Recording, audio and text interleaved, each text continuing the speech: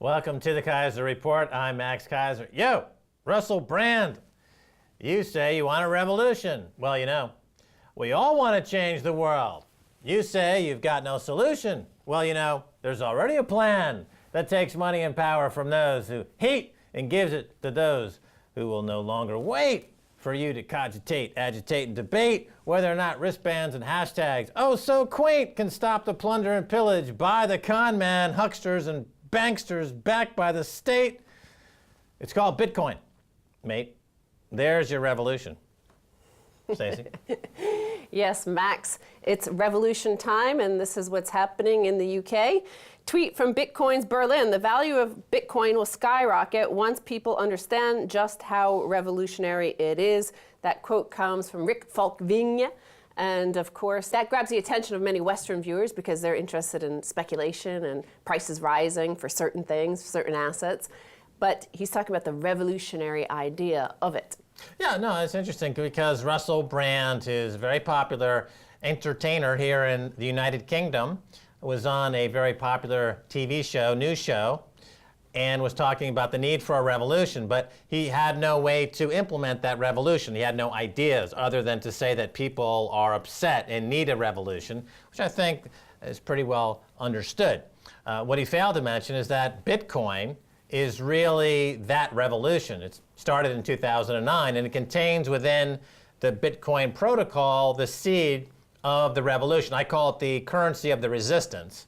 It allows people, for example, in Greece or other countries, to create their own economy in ways that they want their economy to work for them, outside of a centrally controlled, centrally planned economy like you have in Britain or you have in the United States, controlled by kleptocrats. It completely avoids all of that.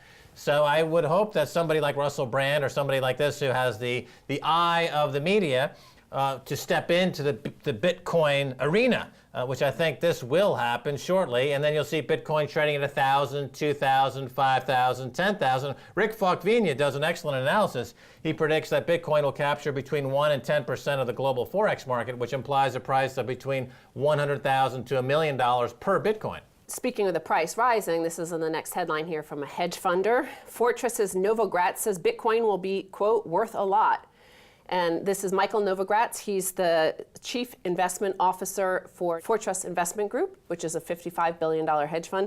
And he says, put a little money in Bitcoin, come back in a few years, and it's going to be worth a lot. Right. Well, we became aware of Bitcoin when it was about $1 a Bitcoin. We recommended it to viewers of Kaiser Report when it was $5 a Bitcoin. It's now trading close to $200 a Bitcoin. It's been the best performing asset in the world, bar none. But this Fortress gentleman mentions he's a hedge fund and a private equity fund manager, and he understands that Bitcoin is now an asset class. Stocks, bonds, gold, silver, real estate, Bitcoin. It is an asset class. So every single one of those 10,000 hedge funds in the world who control trillions of dollars will need exposure to Bitcoin if they want to remain competitive. That's the bottom line. So these hedge funds will start nibbling into Bitcoin, and of course Barry Silbert's Second Market in New York has the Bitcoin Investment Trust, or BIT, that makes it easier for them to buy into Bitcoin. They will start outperforming their peers, and then their peers will have to get into Bitcoin as an asset class, and that's when you'll see the move into 5 and 6 digits. Now, Novogratz says the reason why he sees it becoming worth so much is because of it growing as a payment system, displacing credit cards and PayPal and the likes of this, especially in the developing world, he says. So this is what we see in this next headline, Bitcoin Currency 2.0, and this is from Deloitte. And they mention the fact that it is growing widely across Kenya. For example, it's being integrated with the M-Pesa system, which is already a system of paying for goods and services with a mobile phone. So Bitcoin is being integrated into that system. In China, you have Baidu accepting Bitcoin. So they already have a mentality not part of this sort of feudal system where only the lords of banking can tell you what you're allowed to spend and how much interest and blah, blah, blah you're allowed to spend. But so they look at what happens when it gets adopted here in the West, Bitcoin. if Bitcoin were to achieve the mainstream adoption some believe it is capable of, the implications to retail banking would be seismic, with declining demand for traditional banking services like cash storage, payment, balance checks, international transfers, and foreign exchange, to name a few. Right, well, there's one empire in the world, the American empire. It's backed by the US dollar, and the US dollar is 60% of all global transactions, and commodities like oil are traded in dollars and other commodities. And this dollar is backed by the US military. And in places like Africa, where they're trying to control the oil, which controls the US dollar and funds the US military, there's an enormous warfare going on, sponsored by American operatives like the CIA and these other folks, to keep the petrodollar alive and well. So Africa naturally wants to be decolonized from the American empire and the other of these states, China as well, by adopting Bitcoin. So Bitcoin is really the currency of the resistance and the revolution. This is what I think Russell Brand has failed to see, or all other celebrity pundits have failed to see, the revolutionary aspect of Bitcoin. So it's great for Africa. People in China who are worried about the dollar being debased by all the quantitative easing happening in the US are flocking into Bitcoin. We see the same thing in India. We see the same thing in Venezuela. We see the same thing in Cyprus, famously, when their currency collapsed and they poured into Bitcoin and the price skyrocketed. Well, I think in Africa and China, it's not so much revolutionary, it's just independence. These people don't have the feudal lords of banking there. They're not in a system where, like this, here's growth fears as credit cards drive recovery. So we know the GDP numbers here are up. Everybody's saying recovery is here. Well, business lending is down 4%. You know what is up? By 30%, personal loans. What are the personal loans? On credit cards. So here we have a system where you're being charged 20, 30% for credit card loans on 0% money that the government gives to the banks, the central banks give to the too big to fail banks, the 6 banks that control everything here, just like the 6 energy companies that control everything. With Bitcoin, they're saying you could live outside of the banking system, because Kenya and China, many of these people already live outside of the banking system, and they're proving that they can have their own GDP growth, their own economies, without any of the JP Morgans or Goldman Sachs there in the first place. Right, well, the pound is a housing stock pound, just like the dollar is a petrodollar. The pound's driven by housing and housing speculation. 80% of the economy, if you take the financial sector and the housing sector and all the sectors that support the housing and finance sector, 80% of the UK economy is based on house price speculation. Only 13% is actually small to medium enterprises. So people in the UK who want to escape the colonization by bank and real estate developers, and they want to avoid a repeat of the 2008 crash, which is baked into the cake. There will be a spectacular real estate crash. It's in the pipeline here in the UK. It'll happen within 18 months. They would want to adapt Bitcoin into their day-to-day life immediately as a way to preserve purchasing power and to get out from the colonization from real estate speculation and city speculators. So you're saying that it's the assignat, basically the modern-day assignat, which was the currency during the French Revolution, which of course was backed by the real estate of the church, and that went the same way that perhaps the revolutionary currency and times of the UK. Well, remember, during the French Revolution, the assignat, which was the currency at the time, backed by real estate. Similarly, you see hedge funds confiscating real estate through mortgage fraud in places like the United States, and then trying to convince people that the dollar is now backed by hedge funds speculating in real estate. So it's become the assignat of our day. That famously crashed, and then France went into a deep, dark, frozen period of no growth whatsoever, which is awaiting all except for those who are fortunate enough to have positions in Bitcoin and gold and silver. But now going back to Bitcoin, of course, CNBC and many financial tweeters on Twitter, you know, they only tweet about it when the price is either crashing or going up fast. So that's all they care about, is what the value, the price, the exchange rate to the US dollar is. Now, he's saying, and Deloitte, they're saying, while the currency itself, the future is not completely certain, they say, for now, though, it's not the price of Bitcoin we should be watching, but the real case studies of economic value emerging for those who choose to try it. It's a money game after all, and regulatory hurdles aside, the survival of Bitcoin will ultimately be determined by the true economic value it offers. So people choose to use it. It's not forced. The state doesn't back it. The state doesn't come to you and tell you, pay your taxes in this, transact in this, use this. You get to use it if you want. There's a giant flourishing economy in Kenya and China emerging around this. you could use it or not. And this is what they're saying is the economic value behind it. Well, the trend is higher. And when you talk about the price and price movements, people always make the same mistakes. They tend to sell low and they tend to buy high. And of course, you need to discipline yourself to do the exact opposite. Buy low, and then if you're going to sell high. But when the price goes down, people get all fearful and they say, oh my God, it's going to go lower, so they don't buy. And then when prices go higher, they get all fearful that, oh my God, the price is too high. I can't possibly buy now. The price is too high. Most of the people who are on the sidelines not buying Bitcoin today will start to buy Bitcoin when it gets over 1,000. And then a greater percentage of people will definitely plow into Bitcoin when it starts to get over 10,000. Because then the greed factor will kick in and people will realize that, oh my God, I'm missing the boat. And most of the economy around me is crumbling. Only Bitcoin is going to survive. Max and Stacy were correct. Rick Fogvina was correct. BitPay, Tony Gallippi was correct in recommending Bitcoin, and now they'll come into it at some stage. But they have yet to come in. They will, though, because it'll be the only game in town. Now, many people calling for revolution also go around carrying photos of Chairman Bernanke. They believe in this system of a central bank system. The authorities tell you where you're allowed to transact. Well, here we have this system where those sort of people said, let's move our money. That will help us. That's our revolution when the financial crisis first happened. Let's move our money. Here in the UK, like 7 million people are customers of the Co-op Bank, the ethical bank. Well, here's the headline for you, Max. Bondholders poised to seize control of Cooperative Bank.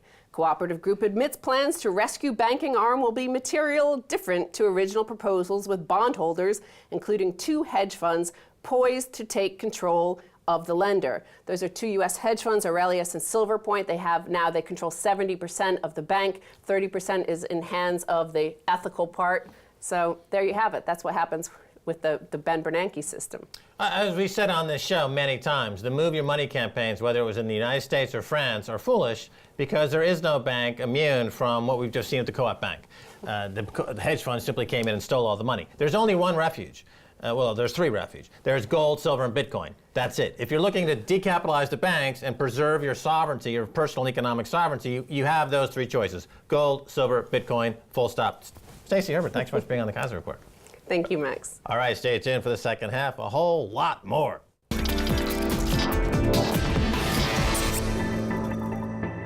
Welcome back to the Kaiser Report. I'm Max Kaiser. Time now to turn to Simon Dixon of BankToTheFuture.com. Simon Dixon, welcome to the Kaiser Report. Thanks for having me, Max. Delighted to be here. All right, fantastic. Simon Dixon, the UK has introduced new legislation dealing with crowdfunding and peer-to-peer lending. Tell us what we need to know about these breaking developments. So, the UK was the founder of equity crowdfunding and debt-based crowdfunding. And so the FCA are currently in consultation with all the platforms and all interested parties to put together the rules and the regulation for crowdfunding moving forward. The important things is that we are very insistent that we keep the crowd in crowdfunding, because at the moment, for existing rules for the Financial Conduct Authority, they're trying to make it a game for just the rich and just what they call sophisticated investors. Okay, so there's basically 3 types of crowdfunding. There is the rewards-based crowdfunding. People are putting, pledges of money, and they get maybe a T-shirt or their name on a credit. We had George Galloway on the show recently. He raised £160,000 for a film. That's a rewards-based crowdfund. Then there's peer-to-peer lending, which is another innovation here in the UK. I believe Zopa was one of the first, if not the first, or one of the first, to allow people to lend money to each other outside of the banking system. Correct. And then there's equity-based crowdfunding. And of course, you're one of the pioneers, one of the leaders, BankToTheFuture.com. And so the struggle or the fight or the consideration now is to keep the crowd and crowdfunding, as you point out.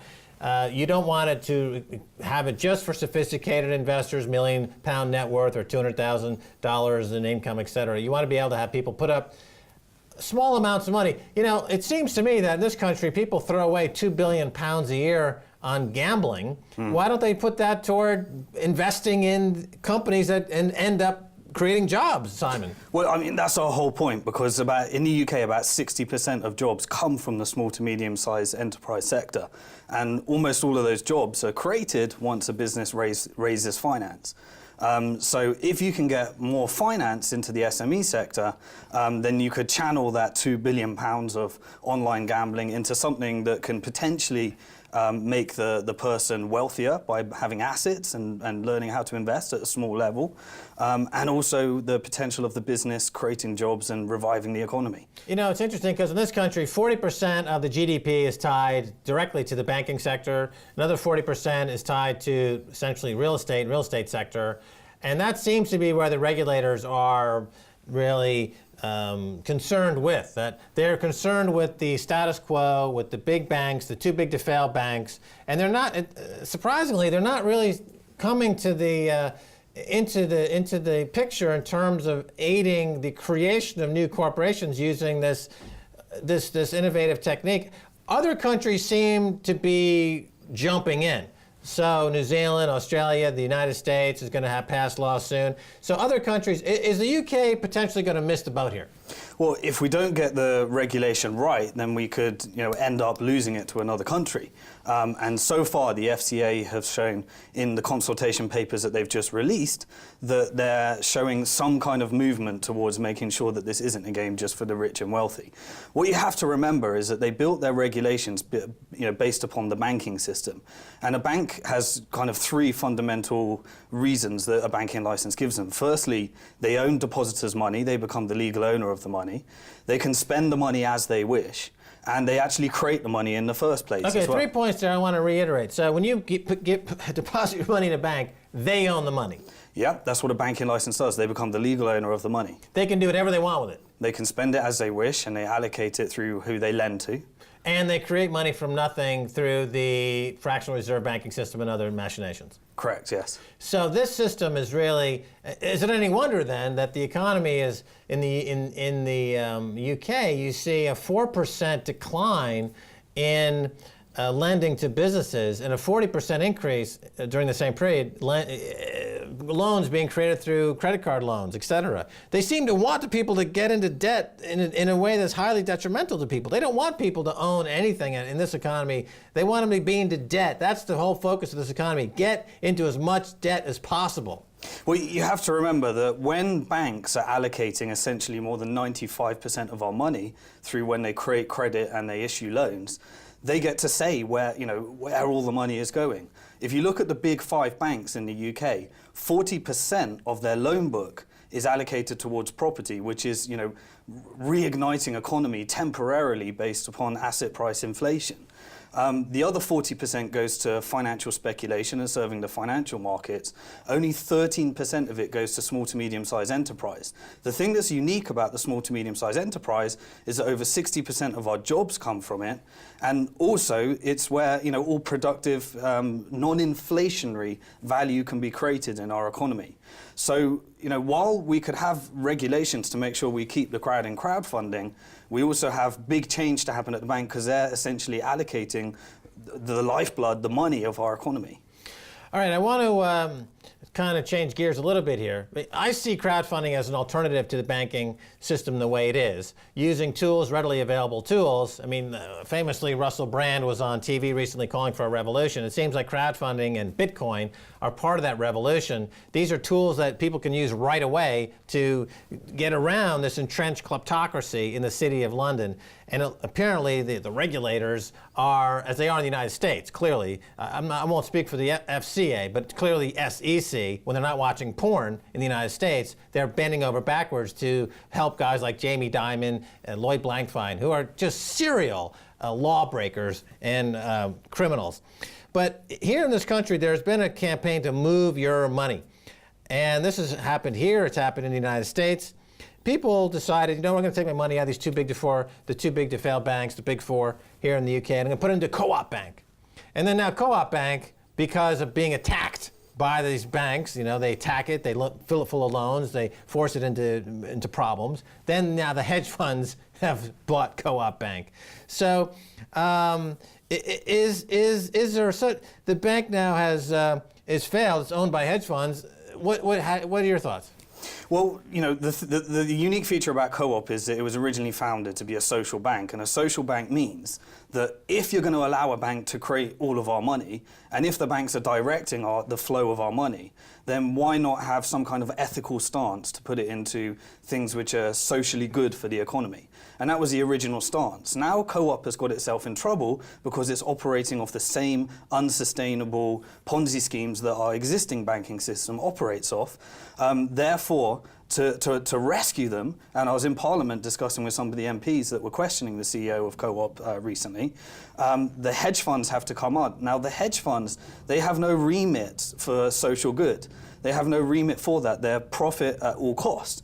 So therefore, when the owners become the hedge funds, what happens to the social mission and where does that money get directed?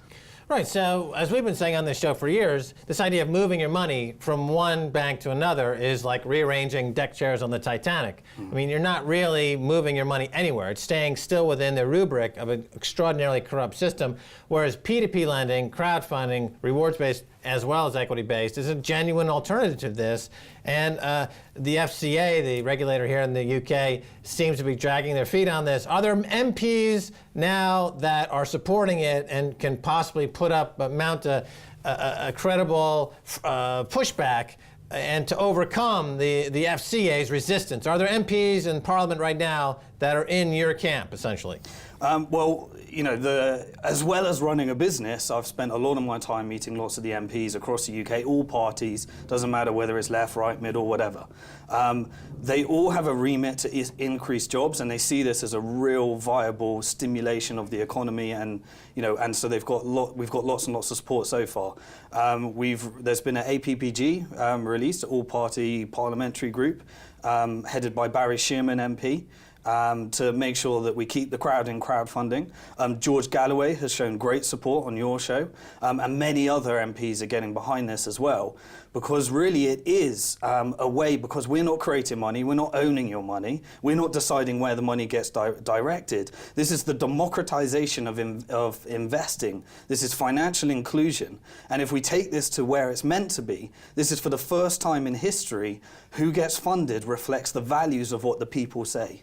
Right, you mentioned George Galloway. We're now exploring ways to fund £1 million fund using crowdfunding for his run to become mayor of London. And of course, there are considerations to be made, but we are now in the process of looking at that. There's different crowdfunding sites. I myself have started a crowdfunding site called StartJoin, which is launching in December.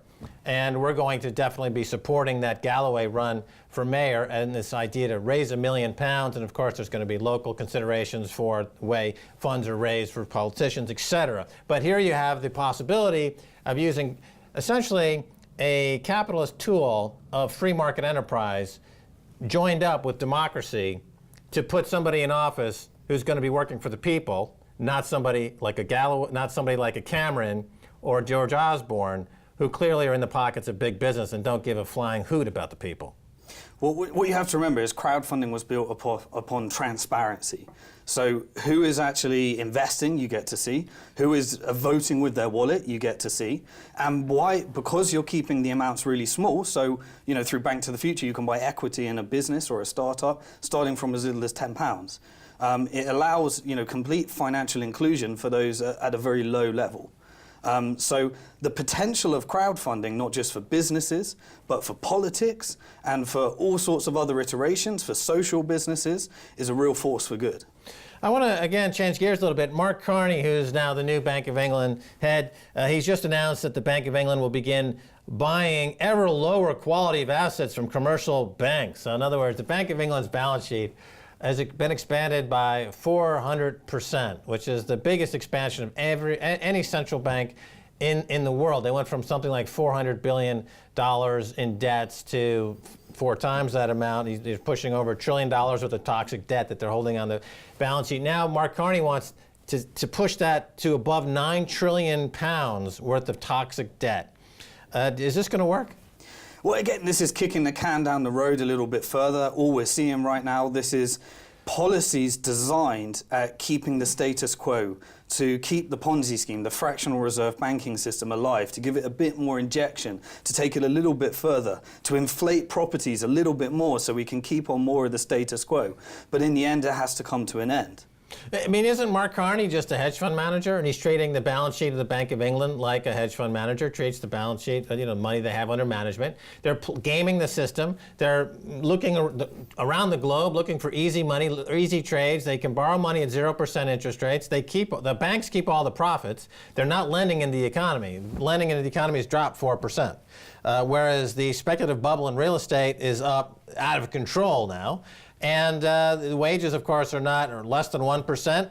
But anyway, so banktothefuture.com, it's available online, right? If people want to find out more, where do they go? Yeah, right now we're going to banktothefuture.com. One of the things we're doing right now is we're actually eating our own dog food, and we're actually crowdfunding the growth of our company so that we can become an investment bank, a first crowd investment bank.